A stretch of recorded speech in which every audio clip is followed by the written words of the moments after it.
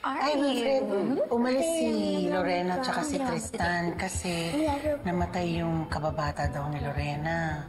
Tumawag nga po siya sa Lorena eh. Pilar, sa akin naman, hindi ko alam na may close friend pa pala siya.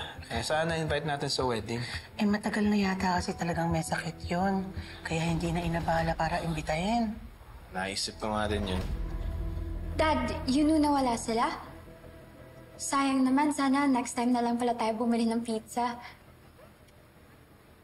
Bakit? Si Lorena at Tristan lang ba gusto mong pakainan? No, of course not. I was just thinking na mas masaya kapag mas marami tayong kakain. But yeah, kakainin na lang namin ni Leah, right? I love pizza! Pizza! Let's go! Pizza, pizza, pizza, pizza.